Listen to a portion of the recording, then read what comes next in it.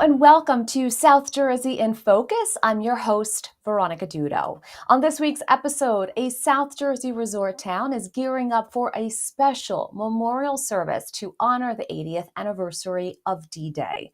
Plus, a nonprofit organization is offering camps and virtual programs for teens and adults living with diabetes, focusing on staying active and managing their condition effectively. Atlantic City will honor World War II hero Bernie Friedenberg with a memorial unveiling on June 6th, marking the 80th anniversary of D-Day. The event at O'Donnell Memorial Park is expected to draw hundreds of attendees, including veterans and military families. The memorial will feature a bronze statue depicting Friedenberg in combat as a medic, honoring his distinguished service and the sacrifices of all American soldiers during World War II. For more, we're joined by Jim Eberwein, a committee member with Friends of Bernie Friedenberg. Thanks so much for your time today, Jim. Veronica, I really appreciate you having us on to talk about this ceremony. So can you tell us more about Bernie Friedenberg's contributions during World War II and why he is being honored with this memorial? Well, he was a quite a gentleman. He tried to get into the military during World War II, but none of the branches would accept him. But finally, they took him as a non-combatant and made him a medic. And Bernie served in the European field for over 4.5 years and was in every major battle, including the one that the statue is depicting on D-Day, which is the 80th anniversary. And in that depiction, probably the best way to describe it, Veronica, is when you see the statue unveiled, you're going to see him attending to a wounded soldier.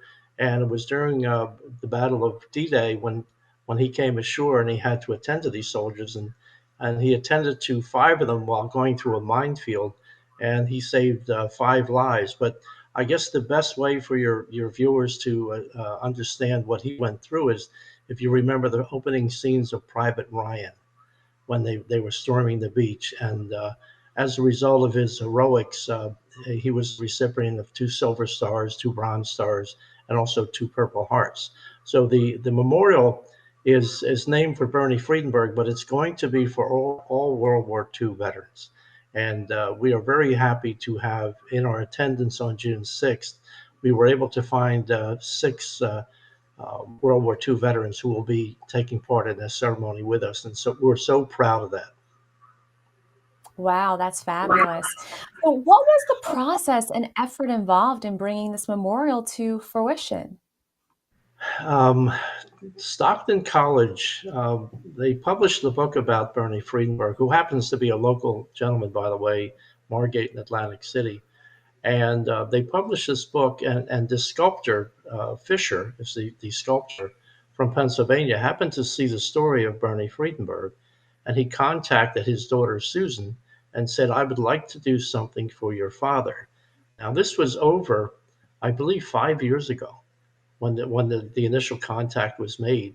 And then as a result of that, Susan Friedenberg, she reached out to one of our local heroes here by the name of Marco Polo Smigliani. And Marco was in the Vietnam War. He was the recipient, believe it or not, Veronica, of 4 Purple Hearts. So he's been leading the charge in trying to put together this committee, and that's where I came in. He asked me several years ago, along with General Doug Satterfield, and we have Randy, and we have Mike Borgiorno, and Bob Frola, who's also a veterans advocate for Atlantic County, formed this committee over 4 years ago, and we've been trying to move forward when coming um, forward, especially after a delay with COVID. As you know, we all went through that. So it's been a lengthy process, and we can actually see the light at the end of the tunnel. And it's really, really a relief. I have never been involved in anything like this, Veronica, and it's really heartwarming when you see the amount of people who have been supportive of this whole effort. And it's really great. It's really great. So um, we have this small committee. We meet occasionally, but we've had support from the local unions, the local builders, and the general public in the area who have made contributions for this effort. And again, they're going to see the results of that on June 6th. And it's just absolutely something I'm really proud to be a part of. Highlighting the efforts and the sacrifices of those who have served to keep everyone safe is always so important. But of course, when we're speaking back in history, of course, people do refer to the greatest generation. So it is really wonderful to see this continuing on all of these decades later. So, can we talk a little bit about how the design of the memorial, particularly the bronze statue, how it captured Friedenberg's legacy and service? Well, the sculptor Fisher was the one who actually came up with the design, and the design is Bernie being the medic. Uh, he you see him cradling this soldier on the beach in Normandy, and it really captures the whole Normandy invasion scene, and it's very. I mean, it's an eye-opening one when you see it. He's cradling this soldier, trying to save his life, and it really touches the heart when you see it. And for all those people that came ashore, and like you said, the greatest generation. I grew up in Philadelphia. I had friends whose parents served, their father served in World War II, and were on the beach in Normandy, but they never talked about it. And I've gotten quite an education, even though I was in the service myself. Over the last 5 or 6 years, I've really learned a lot about these gentlemen from the Second World War, learned a lot about the World War II and going through this whole process. And it's really been an eye-opening experience. And they are the greatest generation. What significance does the timing on the 80th anniversary of D-Day hold for this event? It's very significant. Actually, Veronica, when we first started this endeavor several years ago, the initial unveiling was going to be it switched around, but like I said, because of COVID, we went from a Veterans Day unveiling and then to a D-Day unveiling, and then had to be pushed back 1 or 2 years because there were so many delays with this, so many unfortunate delays. That's why it's been taking over 4.5 years to come to fruition. And it just so happens it really is going to be a good day because, as you say, it is the 80th anniversary, and we're so proud of that. Now, you enlisted in the United States Marine Corps in 1967, and you served as the weather advisor for President Richard Nixon's Marine One flights from 1969 to 1971. What was that experience like? Well, I'll tell you, I'm under the gun now. I retired as a meteorologist, National Weather Service, and I'm under the gun now because they're saying, Jim, we want nice weather for next Thursday. So I've been looking at that. But what happened back then, Veronica, and to this day, I'll be quite honest with you, I signed up for the Marine Corps when I was a senior at 17. I went in the Marine Corps, and I had no idea. I had no idea that one day I would be tapped on the shoulder and told to go out to the base there and take a ride down to a place called San Clemente. And what happened was President Nixon had bought a home in 1969 in San Clemente, right on the beach, and they had a lot of problems with fog getting the helicopters in and out. So they asked somebody to come down, and that was me. And I would be out there on the tarmac. Back then, in the 60s, it used to be Marine One and Army One. They would alternate between the two services, but now it's just the Marines today. But I would be out on the tarmac talking to the pilot with a headset on and giving him the weather conditions when the president was either leaving or coming in. But you can see all the white hair. That's where it came from. But it was quite an honor. But Veronica, I have to be honest with you. I have no idea how I was selected, why I was selected, and I am so fortunate for it. And it was quite an experience that it is. It's very tough to very tough to top something like that. Really very unique. Thanks so much for talking a little bit about that. Can you also share some of the stories or feedback from donors and community members who supported the creation of the memorial? That has been the biggest part of this whole project, this whole committee. When we first started this, like I said, over 4 years ago, we didn't know where to turn. How do you do something like this? Because none of us have been involved in raising funds for a memorial like this. And on many days, we would stand outside the local supermarkets or liquor stores and have a picture of the memorial, what it would look like, and ask for donations. And then other people came on board. We had the hospitals coming on board, local hospitals. We had the builders coming on board. We had the union people that would do some of the work, that dedicated their time and also their monies for this project. And all of a sudden, we started to get calls and uh, emails from people who would like to donate to this, uh, because it was World War II. Many people had relatives, and some of them living, who served in World War II. So they were a major, major part of getting this project underway. Also, the city of Atlantic City was very, very instrumental in giving us some of the finances for this project. How do you think the memorial will impact future generations' understanding and appreciation of the sacrifices made during World War II? This is going to be a history lesson. Uh, Sometimes we get away from teaching history in this country in schools, but this is going to be a history lesson because, uh, again, it was the greatest generation, and we have military monuments all over the country. Look at Washington D.C. We have the Vietnam Veterans Wall. Uh, I think when you have a venue like this, and in a smaller city like Atlantic City, I think the people that are coming into Atlantic City, and there are quite a few million people that will be coming 365 days a year, they'll be passing right by the World War One and the World War Two, and then when they get up to the site, we have these areas around the memorial statue itself, which tell a story about the battles of World War II. So if you were to take a few minutes of your time, like you would at any other memorial that you stop at around the country, you just walk around the memorial itself, and you look down and you'll see this battle was here, and it tells you about that battle. It tells you how many people were involved in it, what the campaign was, and we have it on the European theater and also the Asian theater. So it's going to be a history lesson. It's going to be a history lesson for many people.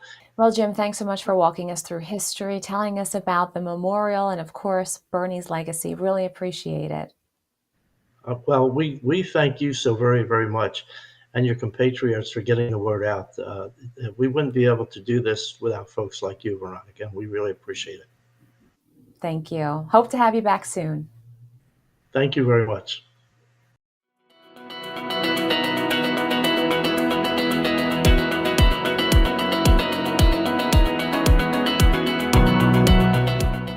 Diabetes Training Camp will host an in-person adult summer camp from June 19th through the 23rd at Stockton University's Atlantic City campus. This nonprofit organization offers camp and virtual programs for teens and adults living with diabetes, focusing on staying active and managing their condition effectively. With a holistic approach that includes education, nutrition, mental skills, and community support, the camp aims to empower participants to live their best lives. Thanks to a recent grant from the Lions Club, several local residents will attend on scholarship, highlighting the camp's commitment to the South Jersey diabetes community. For more, we're joined by Jody Corcoran, the COO of the Diabetes Training Camp. Hi, Jody. Thanks so much for joining us today. Hi, Veronica. I'm very happy to be here. Thanks for having me. Can you give us an overview of what participants can expect at the upcoming Diabetes Training Camp? Absolutely. Thank you. So, our diabetes training camp at Stockton next month is for adults living with type 1 diabetes.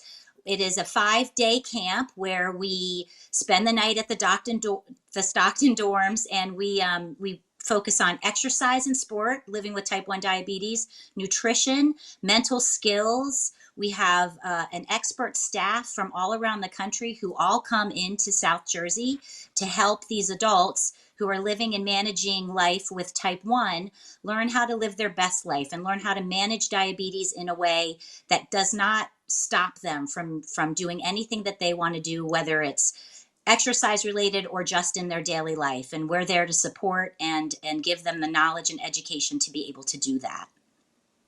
What specific challenges do people with diabetes face when it comes to exercise, and how does the camp address these issues? Absolutely. And that's a great question because there's a lot of confusion between type 1 diabetes and type 2 diabetes. And though both are chronic diseases that happen in the pancreas, type 1 diabetes is something that you can either be born with or you're diagnosed with in your lifetime that's not necessarily associated with your lifestyle. So, what happens is you and I, or people who do not have diabetes, our pancreas is able to regulate our blood sugars completely automatically. So we can go out and walk around the block or go for a run or a swim in the ocean, and our bodies can regulate our blood sugar so that we stay in a range that's healthy and we feel great the whole time we're doing those things. For someone with type 1 diabetes, they have to manually control those blood sugars. And that would either be through eating food or it would be through insulin. So they wear a pump or they give themselves shots. And if they're not knowledgeable on how to do that, especially in times when they're taxing their body with sport and exercise, blood sugars can go very low or dangerously high. And it can be very scary. What we do at Diabetes Training Camp, we're run by Dr. Matt Corcoran, who happens to be my husband, but he is an expert in type 1 diabetes and exercise and sport. He's a local South Jersey endocrinologist, and he started Diabetes Training Camp almost 18 years ago. And we support people who are living with type 1 diabetes with the clinical knowledge they need to know how to manage their blood sugars, the mental toughness, because it can really be a lot to manage. There's a saying out there that people living with type 1 diabetes make 100 times the decisions a day that someone living without diabetes has to make. And then we have expert coaches and fitness trainers who know how to train with people living with type 1 diabetes. We have nutritionists on staff, certified diabetes educators, a medical staff. And it's a week of learning how to do what you want to do while managing your diabetes, and then being able to go out and test it, surrounded by experts and surrounded by people who can walk you through and really help you manage and learn how to manage diabetes, so that when you go home, you have a plan to live the life you want to live while managing diabetes and not let it hold you back from realizing your goals. How does the camp's holistic approach, including education, mental skills, benefit those living with diabetes? Yeah, it's a great question, and I think community is really important in this one too. You'll hear a lot of our campers say that back at home, even with their family, they just don't get it. So they don't understand the challenges of living with type 1 and how high blood sugars and low blood sugars really impact people's, their moods, what they are able to participate in.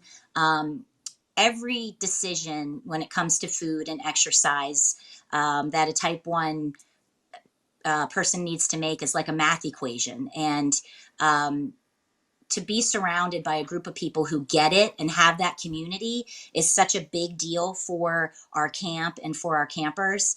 And then it's not just a medical chronic disease that you can manage through medicine. You can't at all. You need to be completely 100% involved in the management of diabetes.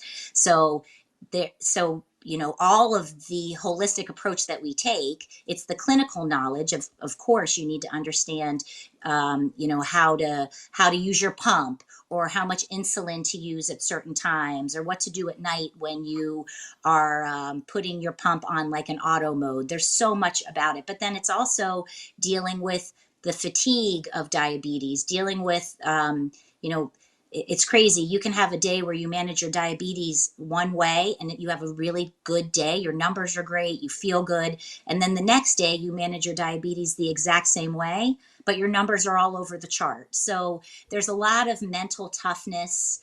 There's a lot of giving yourself grace. And we have a really strong mental skills team that's led by a mental skills coach out of California who has just a great expertise in type 1 diabetes.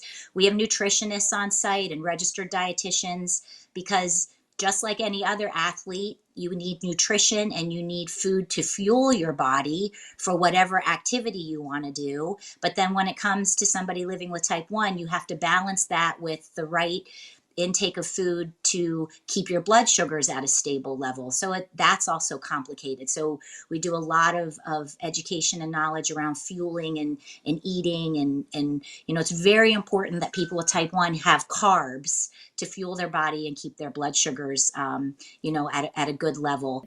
What is the impact, because you also offer a remote component, in terms of helping people, not just in South Jersey, but the whole Garden State, the country, and even the world? Yeah.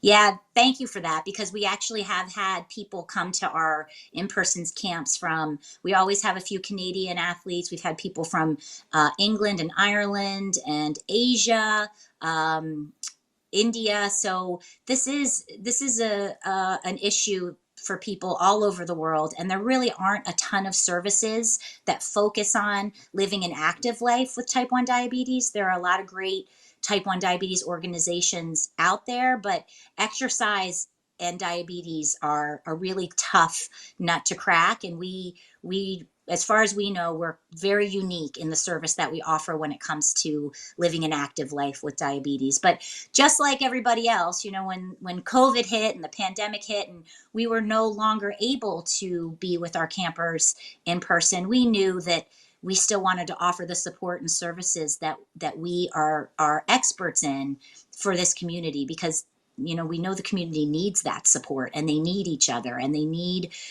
constant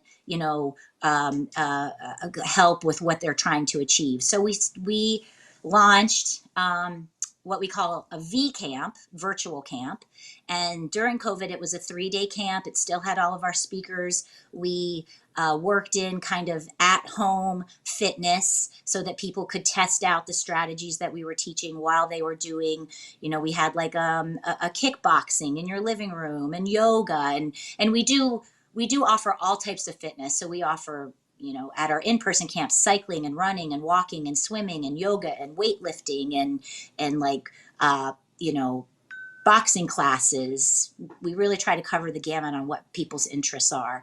But we offer those V camps. And then when we were able to be together again, we just realized that we can reach so many more people if we continue to have these virtual camps. So 3 times a year, we do 1-day virtual camps that complement our in-person camps, and they're for teen athletes and adult athletes, and not just athletes, but people who want to live an active life. What impact has the grant from the Lions Club had on your ability to offer scholarships to local residents? Yeah, we're so grateful for the Lions Club support, and they gave us a grant this year, which actually has allowed us to invite 10 campers to our Stockton University camp at no cost to the camper, so full scholarships. And it is just it's such an important work that we do to help people with type 1 diabetes live the life, live a great life, an active life, be there for their families, for their friends, participate in things that are of interest to them. And there are a lot of people, and our cost of camp, we have a registration fee, and the way that we run our camp and the model that we use we run all of our camps at cost, but there is a cost associated with it. So these grants are allowing people to come at no cost. We also have a very robust scholarship program where we offer quarter, half, and full scholarships to people. That we start our scholarship process in January for that, for the following summer. But the Lions Club and their support of diabetes training camp is amazing, and we're really going to change a lot of local South Jersey people living with diabetes. We're going to change their lives with the Lions Club's support of what we do. We're just really grateful for that. And how can interested individuals learn more about the camp and apply for future sessions or virtual programs? Absolutely. So we have a website, of course. It's www.diabetestrainingcamp.com, all one word. We're on Facebook, and we share lots of information on Facebook. We're on Instagram. We have a robust social media presence, because we are kind of a niche organization that caters to people with type 1 and type 2 diabetes. But there's a lot of support and a lot of information on our website, diabetestrainingcamp.com, and you can find us on Instagram and Facebook. Our registration is still open for our in-person camps for this summer. And for people who live in South Jersey, we have a big, really fun benefit at the Hard Rock in Atlantic City on Friday, November 15th this year. And our benefit is very much around celebrating the warriors who are living with diabetes.